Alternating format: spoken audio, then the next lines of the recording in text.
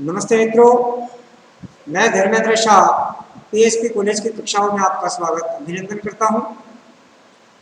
दोस्तों, आज की हमारी यह कक्षा प्रथम वर्ष कला हिंदी साहित्य द्वितीय प्रश्न पत्र इकाई 5 इकाई 5 में हिंदी एकांकी का उद्भव, विकास, तत्व, परिचय, प्रमुख एकांकीकार के बारे में हमें पढ़ना है।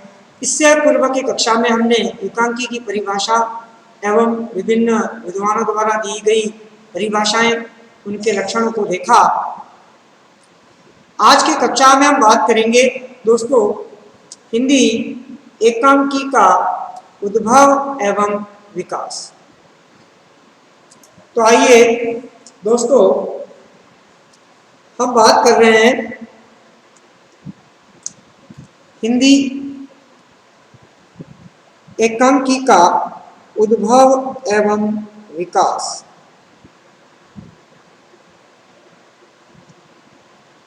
हिंदी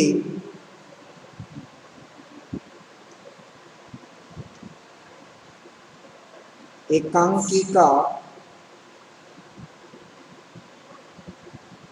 उद्भव एवं विकास।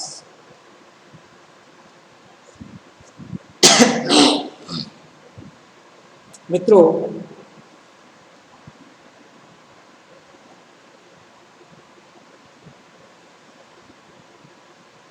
हिंदी एकांकी का उद्भव एवं विकास। हिंदी साहित्य में एकांकी के उद्भव के संबंध में मतैक्य नहीं है। अलग अलग विद्वानों ने अलग अलग बात कही है, अपने विचार दिए हैं। डॉक्टर खत्री जैसे कुछ विद्वान एकांकी को पाश्चात्य वन एक्ट प्ले का रूपांतरण मानते हैं।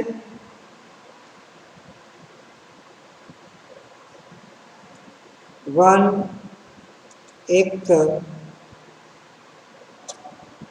प्ले, वन एक्ट प्ले का रूपांतरण मानते हैं। प्रोफेसर ललित प्रसाद व अवस्थी जैसे कई समालोचक इसका उद्गम संस्कृत साहित्य से मानते हैं। संस्कृत साहित्य में नाटक या रूपक के कई भेद और उपभेद हमें देखने को मिलते हैं। आज के इस व्यस्त औद्योगिक वैज्ञानिक समाज में मध्यकालीन विग्रह और अवकाश की भावना के लिए समय नहीं है। इसलिए एकांकी में भी हम संगठित, चुस्त, संक्षिप्त विषय वस्तु, नुकुले और धारदार चित्रांकन, तीव्र एकोन्मुख भावानुभूति और सकेंद्रित तथा अन्वित प्रभाव की मांग करते हैं। हिंदी एकांकी की विधा हमारी इसी मांग का परिणाम है। एकांकी के विकास को बात करें, विकास क्रम की बात करें,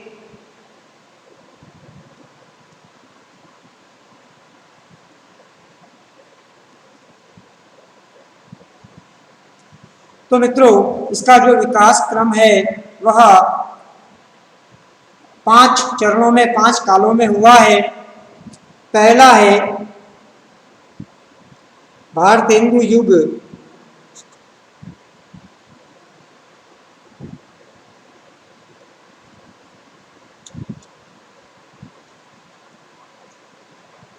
दूसरा द्विवेदी युग,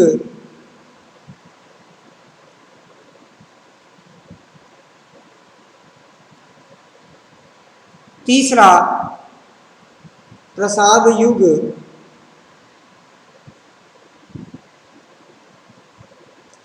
चौथा प्रसादोत्तर युग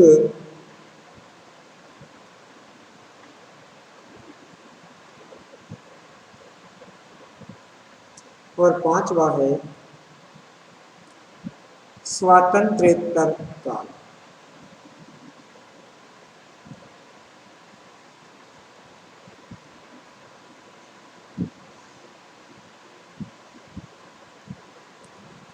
मित्रों, हिंदी साहित्य की प्रायः सभी जो गद्य विधाएं हैं उन सभी का आरंभ भारतेंदु युग से माना गया है। अतएव एकांकी का जो प्रारंभ है वह भी भारतेंदु युग से माना जाता है। भारतेंदु युग जो है वह भारतेंदु हरिश्चंद्र के नाम पर पड़ा और विकास क्रम की दृष्टि से हम देखें तो इन 5 कालों में हिंदी एकांकी का विकास हुआ है। अब हम एक एक चरण की बात करें मित्रों, तो पहला चरण आता है हमारा भारतेंदु युग।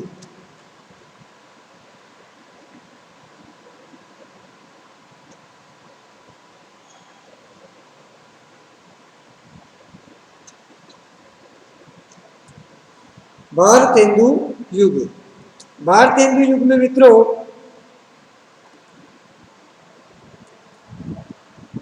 बात करें हम तो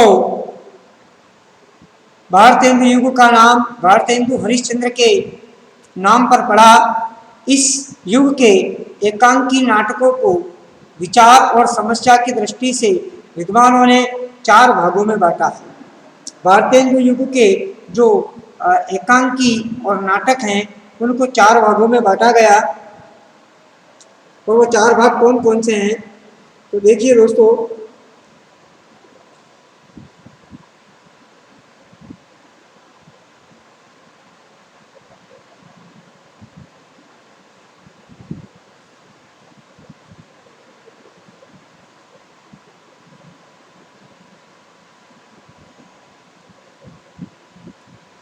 पहला है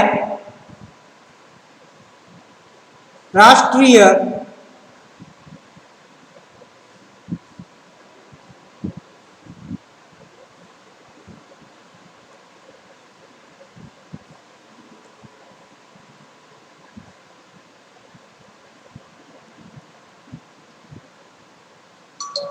पहला है राष्ट्रीय, दूसरा है सामाजिक,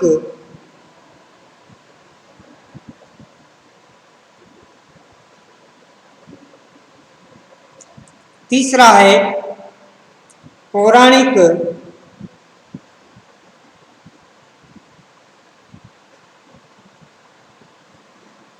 और चौथा है मित्रों हास्य व्यंग्य प्रधान।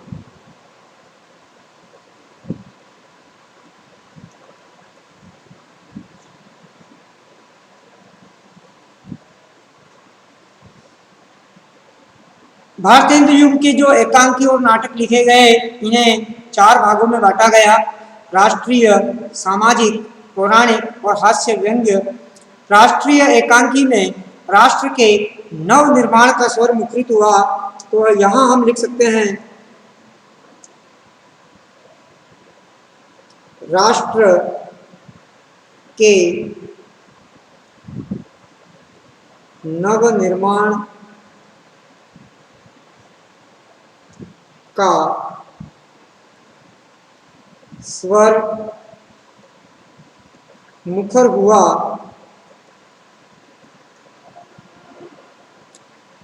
जिसमें भारतेंदु का भारत दुर्दशा, भारत जननी, भारत माता आदि इसमें श्रेष्ठ एकांकी है।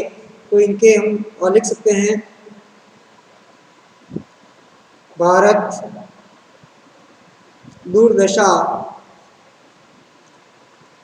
भारत जननी,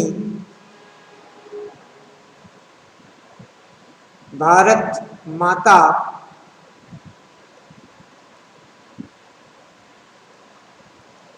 ये एकांकी इस युग में लिखे गए और इस धारा के श्रेष्ठ एकांकी हैं। इनके द्वारा लेखकों ने जनता में राष्ट्र के प्रति जागृति उत्पन्न की और आदर्श चरित्रों के आदर्श चरित्र के गुणगान की नई प्रेरणा दी है। इन एकांकियों के द्वारा युगव्यापी राजनीतिक चेतना जागृत हुई। समाज सुधार के लिए कई नाटककारों ने सामाजिक एकांकी भी लिखे। प्रताप नारायण मिश्र ने कति कौतुक, राधाचरण गोस्वामी ने भारतवर्ष में यवन लोक और किशोरीलाल गोस्वामी ने चौपट चपेट उस समय की जो सामाजिक कुरीतियां थी उन पर व्यंग्य किया है। सामाजिक क्षेत्र में फैले हुए जो बाल विवाह, बहु विवाह, वृद्ध और अनमेल विवाह, स्त्रियों की दयनीय दशा आदि जो कुरीतियां थी उन पर भी उस समय के एकांकीकारों ने कई एकांकी और नाटक लिखे हैं। अब दोस्तों हम बात करते हैं कि भारतेंदु युग की जो एकांकियां थी उनकी क्या विशेषताएं थी। तो भारतेंदु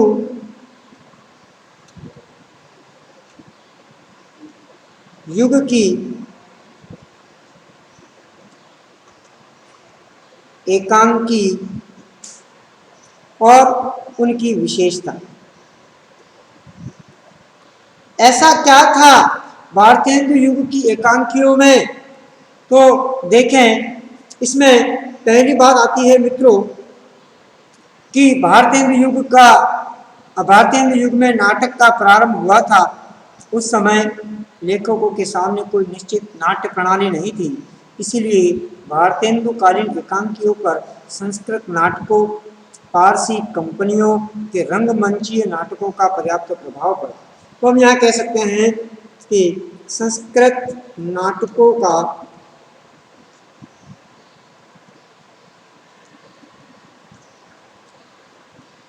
प्रभाव,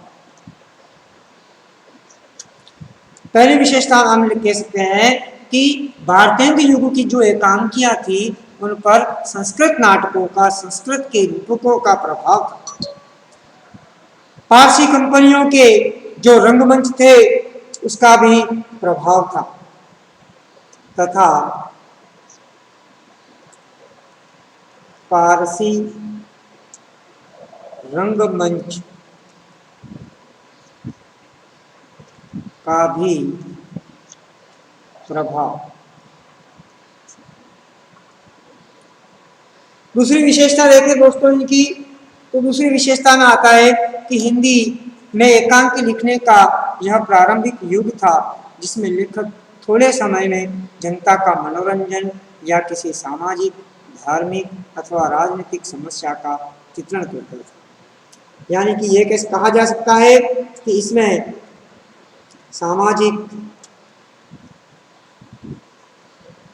धार्मिक, राजनीतिक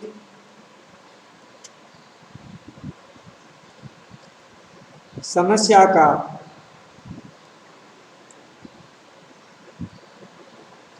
चित्रण किया गया। तीसरी विशेषता देखिए हम मित्रों इसमें भारतेंदु युग की जो एकांकियां थी कि भारत आधुनिक तकनीक उस समय प्रारंभिक दिशा में थी, इस कारण प्रयोगकालीन स्थिति होने से उसमें परिपक्व कलात्मकता का अभाव था। तो परिपक्व कलात्मकता का अभाव था इसमें।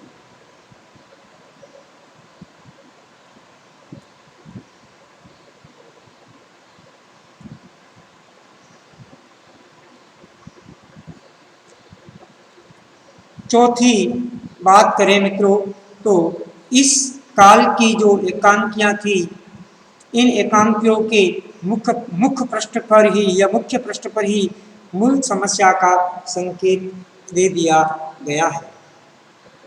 तो जो समाज की मुख्य समस्या है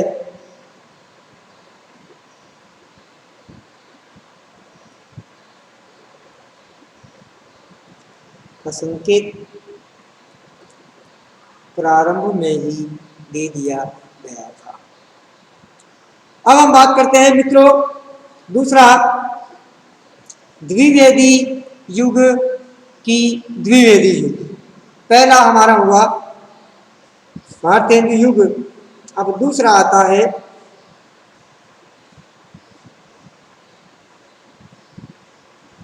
द्विवेदी युग। द्विवेदी युग जो था वह महावीर प्रसाद द्विवेदी के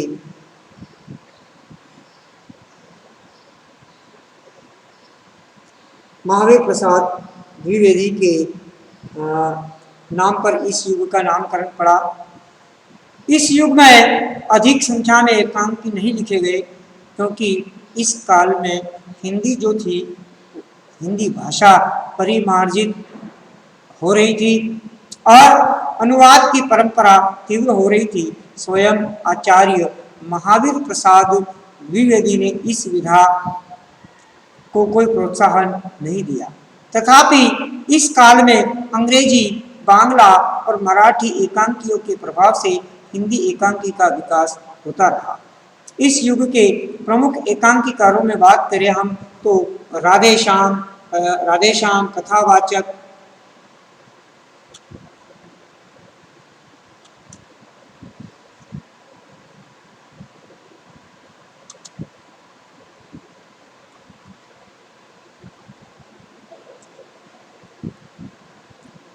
राधेश्याम,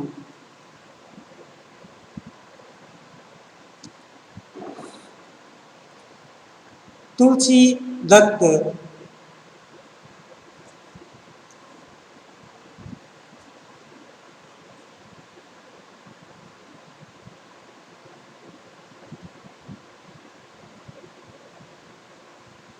सियाराम शरण,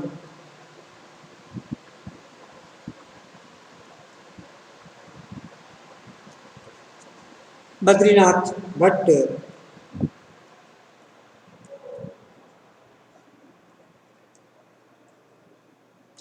हरिशंकर शर्मा,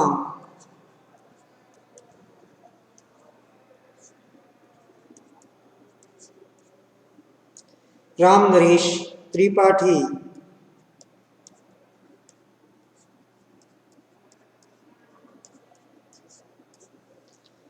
आदि इस युग के एकांकीकार रहे हैं। और इस युग में एकांकी नाटकों का स्वरूप काफी बदल चुका था। इस युग की एकांकियों में श्री सुदर्शन के राजपूत की हार, प्रताप प्रतिज्ञा, दिमार्गी अय्याशी, बद्रीनाथ भट्ट का लपड़ दो दो तथा उग्र के चार बेचारे और अफजल वध आदि उल्लेखनीय है। विशेषताओं की बात करें मित्रों, इस युग की जो एकांकियां थी उनकी विशेषताएं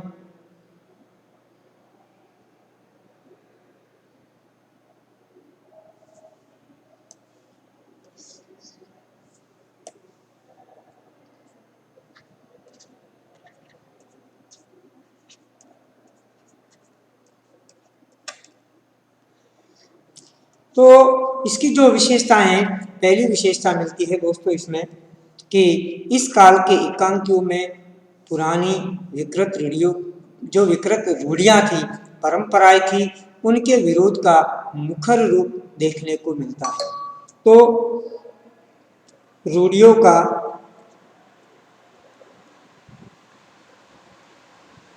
विरोध इस युग की एकांकियों में देखने को मिलता है और नव निर्माण का स्वर उसके साथ साथ चलता है। तो नव निर्माण का स्वर,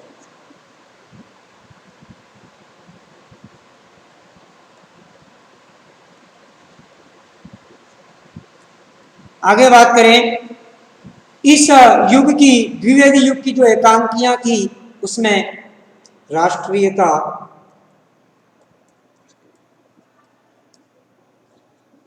पौराणिकता,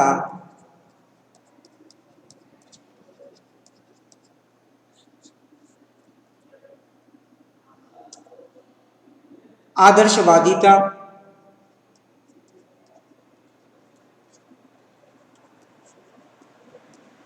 नैतिकता,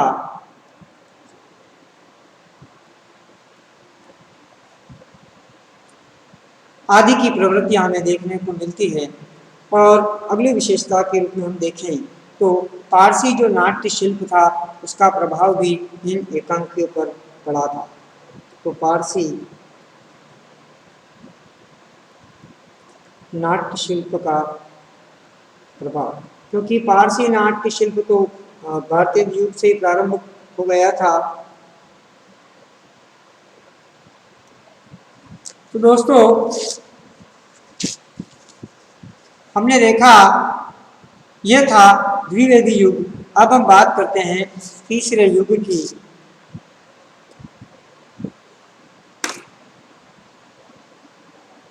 तीसरा युग जो है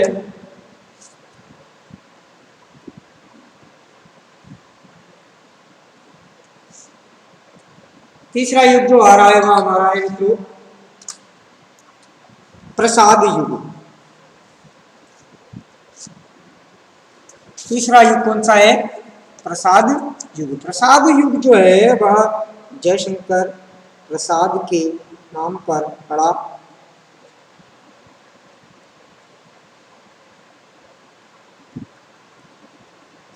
प्रसाद युग जो है वह जयशंकर प्रसाद के नाम पे पड़ा। और प्रसाद जी एक सफल नाटककार थे। उन्होंने एकांकी विधा के विकास में नवीन जो मापदंड प्रस्तुत किए। उन्होंने एक गूढ़ नायक एक गूढ़ नामक एकांकी लिखकर हिंदी शैली का आरंभ भी किया। और कुछ लोग कुछ विद्वान जो हैं वह जयशंकर प्रसाद की एक गूढ़ को हिंदी की पहली एकांकी भी मानते हैं। भारतीय युग में जिस एकांकी साहित्य का उद्भव हुआ वह प्रसाद युग में परिपक्व अवस्था में सामने आया। प्रसाद इस युग के प्रतिनिधि एकांकीकार कहे जा सकते हैं। उनके एकांकी पूर्ण विकसित हैं। उनमें संकलन त्रय, समय काल और स्थान का पूर्ण निर्वाह हुआ है। और पाश्चात्य प्रभाव से लिखे जाने वाले हिंदी एकांकियों का प्रारंभ प्रसादोत्तर काल में हुआ। तो दोस्तों इस युग के प्रमुख एकांकीकारों में बात करें तो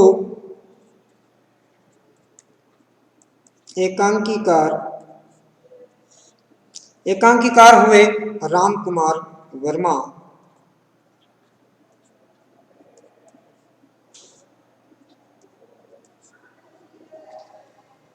और उदय शंकर भट्ट,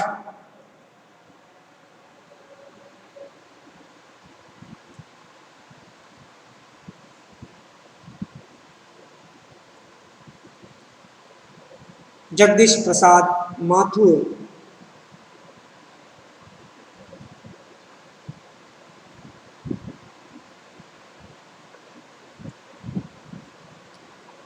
भुवनेश्वर,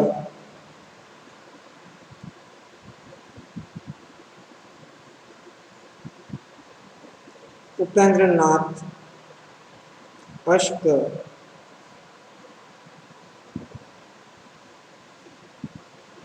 आदि। ये था दोस्तों प्रसाद युग। अब हम बात कर रहे हैं चौथे युग की। चौथा युग आता है हमारा प्रसादोत्तर युग। जयशंकर प्रसाद के बाद का युग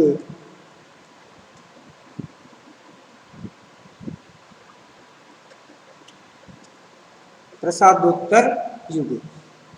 जयशंकर प्रसाद के बाद एकांकिया सफल सीढ़ी की ओर बढ़ती गई। इस पीढ़ी के लेखकों ने ऐतिहासिक, सामाजिक,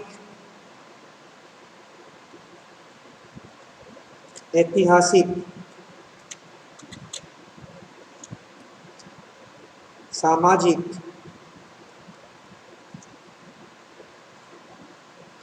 समस्या प्रधान,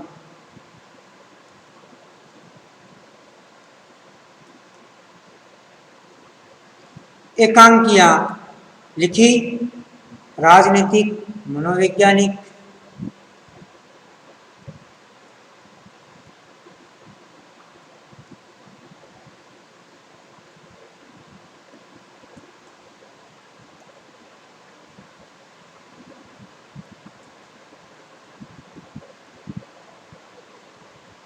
एकांकियां इस युग में लिखी गई। इस पीढ़ी के प्रमुख एकांकीकारों में हम बात करें दोस्तों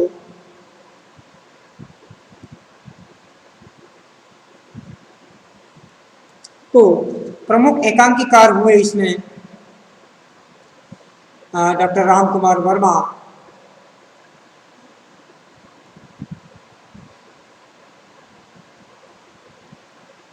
डॉक्टर राम कुमार वर्मा, जगदीश चंद्र माथुर,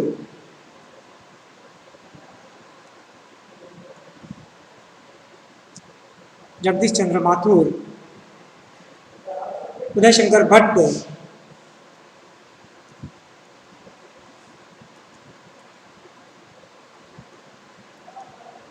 भुवनेश्वर,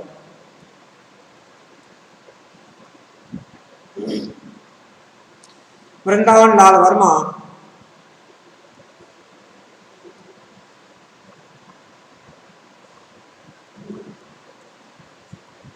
भगवती चरण,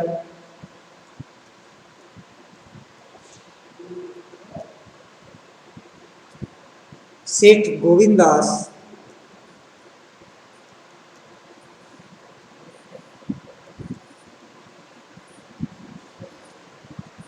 आदि कई इनके अलावा और बहुत सारे हैं। लक्ष्मी नारायण मिश्र हैं, चतुर्सेन शास्त्री हैं, आदि कई एकांकिका इसमें हुए हैं। इन सभी में सेठ जो गोविंदास थे उन्होंने भारतीय संस्कृति और वर्तमान राजनीतिक समस्याओं के विविध चित्र उभारे। इन्होंने सेठ गोविंदास और सच्चा धर्म, सच्ची पूजा, प्रायश्चित, स्पर्धा, फांसी, पाप का घड़ा, कृषि यज्ञ, दो मूर्तियां, धरोहर, ये इनके प्रमुख एकांकी हैं।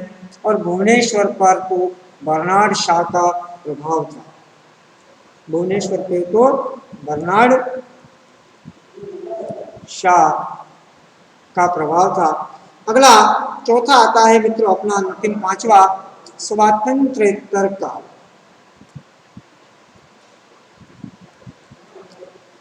स्वातंत्र्योत्तर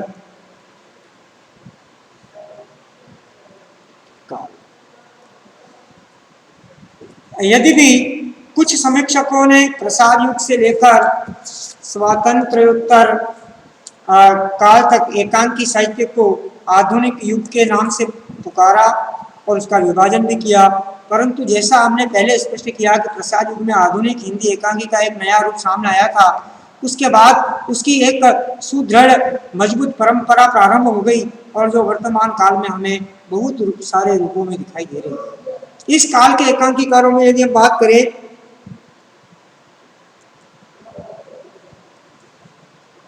तो मोहन राकेश,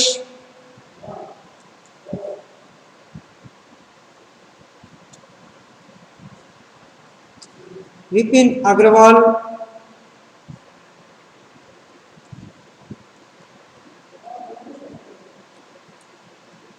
सत्येंद्र शरत,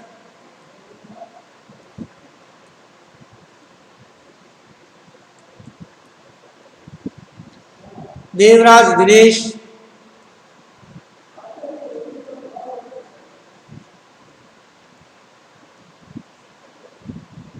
सुरेंद्र वर्मा,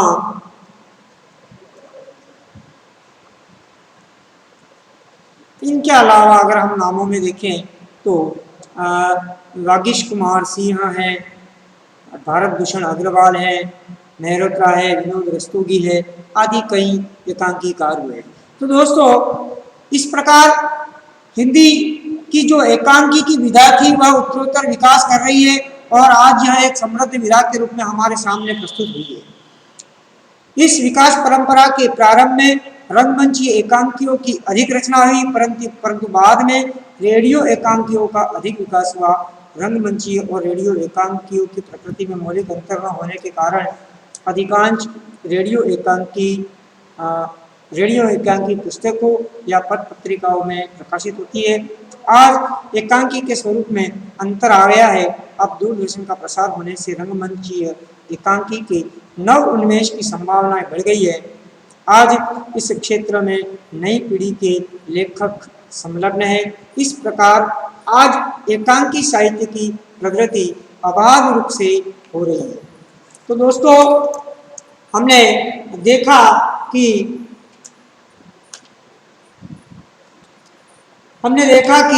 हिंदी एकांकी का जो उद्भव और विकास हुआ है वह इन 5 चरणों में हुआ है। इसी के साथ आज की कक्षा में यहाँ पर रुकते हैं। अगली कक्षा में आपसे पुनः मिलेंगे। बहुत बहुत धन्यवाद।